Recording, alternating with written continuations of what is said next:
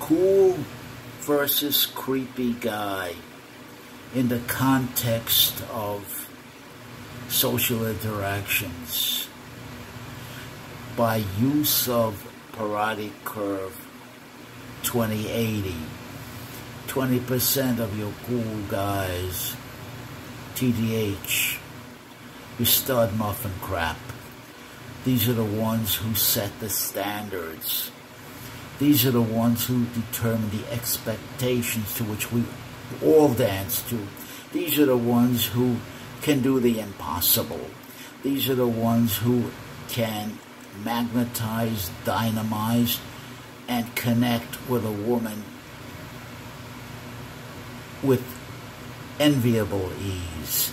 They know how to position themselves. They know what to say. They know how to smile at the right time. They know how to GQ.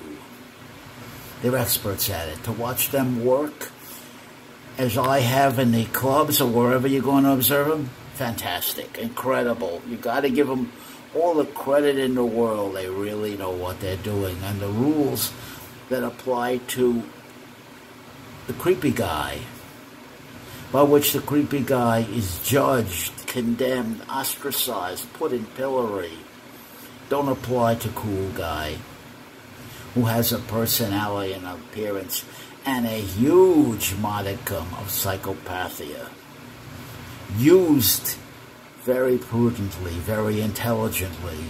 The art of the deal. Wheeling, dealing, selling. Sell, sell, sell. Market, market, market. The rest of us, the guys like me, your speaker, your stranger, we're short, we're repulsive, we're hideous, easily mockable, stereotypable, and used de la kiki. De la kiki, the Quasimodo syndrome. Very important. This is a different breed. We're the ones who are in pillory. You get blamed for anything. The way we look and the way we behave by posture. We're indictable just for our appearance, our personality in a public way, what we say and how we say it, without having done anything at all. And everything sticks to us like shit. It sticks to us. Any label, any stereotype, any caricature, any mock sticks to us. Who am I talking about? The short, small man in society. Parati curve. 20% getting 80% of the action. Your cool guy who sets the expectations. He knows what to say. He knows what to do. He knows how to make an impression. Your stranger is confronting these issues right now. Very relevant in light of what's going on right now. But your stranger is going into it swinging with the honesty of the situation, kicking Pandora's box open, seeing what's in there. But remember, when you kick Pandora's box open, you better be ready for the demons that will be unleashed. Your own demons, you short little man like me, you hideous little man. That's your own demons, your own Aegean stables, and unleashing the demons of your cool guy, of your judgment, of your mockery caricatures. You got to face the hell of this and stand good for it. In the arena of confrontation and encounter. How do you handle a man like a Mark Levin, who knows all the answers before the inquiry even begins, who has the judgment, who has the indubitable truth? How do you even approach someone like that when you look like me? Short little man with no appearance, inarticulate, not credible at all before I even say or do anything, just the way I look. Without even doing anything. That's your Quasimodo. Not impressive, not credible. That's what we're talking about here. These are the issues I'm raising. You never hear them anywhere else, except from your stranger right now.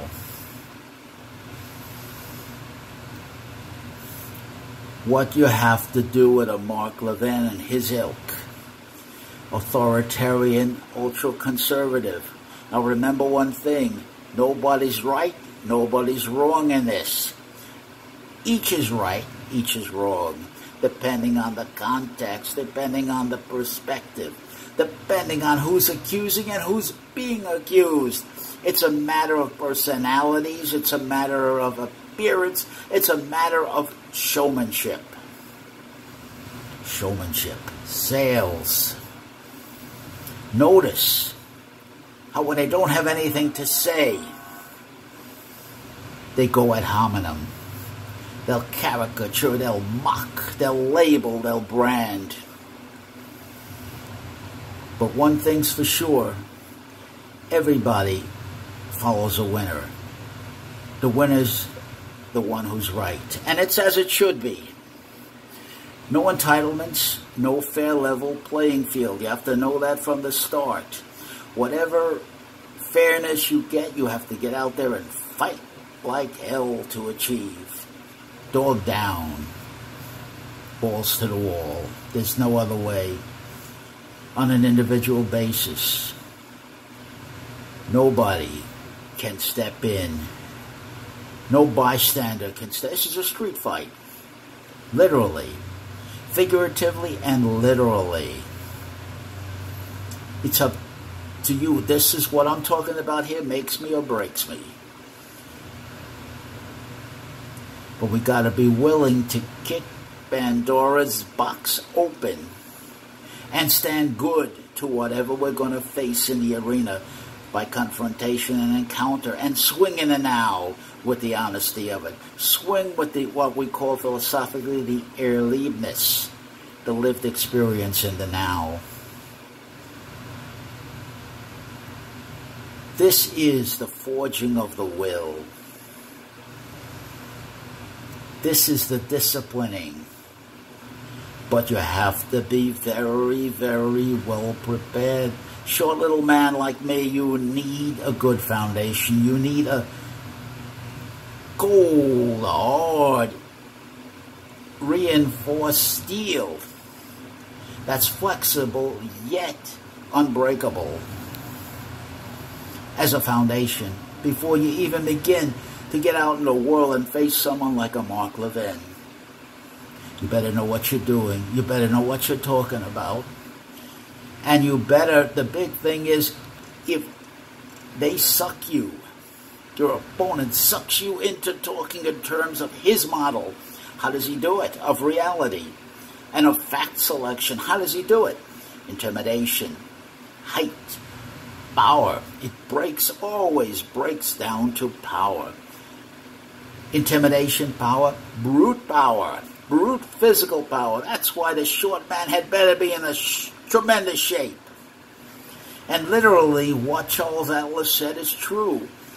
Although Charles Atlas is one of the greatest shuckers and sales miscreants of all time, when he said, little man, weak man, don't let the bully take your girlfriend from you, kick sand in your face by getting on board. I'm calling out to my army of he-men. And by getting on board with what I'm selling, what I'm talking about, dynamic tension. Your teacher discovered dynamic tension. I watched the lions. I watched the tigers, the kings of carnal elegance and aggressiveness and brutality. And I saw how they did it with dynamic tension. And in just 3 months, I'll take your tiny, weak, puny body and turn you into a steel fighting He-Man who will get respect visually just by your presence. I'll put TNT into your fists. I'll dynamite your grip. I'll turn your forearms into mighty tree trunks. I'll tiger diesel your lats. I'll armor plate your pecs. I'll turn your abs into washboards. I'll take those biceps and turn them into mighty, powerful footballs. I'll coconut your delts. I'll iron horseshoe your triceps. I'll turn your thighs into huge marble columns. I'll horseshoe and dynamite your calves. I'll put TNT KO power into your fists. I'll make your grip so powerful and your brute strength so unopposable. Now, who could resist an offer like that? Who can resist that? That is what I'm saying is symbolic of marketing. Take your Tony Robbins. This boy is 6'7". 6'7". Now, there's a lot of truth in what he's saying, but he picked it up from Bill Erickson, Dr. Erickson, and many others. He's standing on their shoulders. But going 6'7", he's able to power the message out. He's able to charismize the message out and cover the stage. Very impressive. You can see how the women are looking up to him, and it's understandable. It's understandable. If you're looking for fairness, if you're looking for entitlement, you gotta Superman your way to it. That's what makes these people who claim to have the answer before the inquiry very, very tempting and magnetizing to listen to. Of course, we're all looking for shortcuts. We're all trying to find that guru, that individual who has the answers. And it's always someone like the good doctor who came up on stage. And as soon as he hit the stage, on the way up to the stage, before he even came out, the MC who introduced him said, "Now, the doctor is amongst us. I can feel his presence. He hasn't even come in the room and I feel him." Audience, can you feel the doctor's presence? Now, look to the back of the room. He's about to enter. Here he comes. And the first thing the good doctor says is, "Any lawyers in the house tonight? Any doctors? Any professional? Any teacher? Anybody who knows anything and can back up that knowledge and demonstrate in the house tonight?" Once he assured himself that there's nobody who is smarter or more credible than he is, he proceeded with the induction and the promises. This is all symbolic, what I'm getting to. Now let's get at it.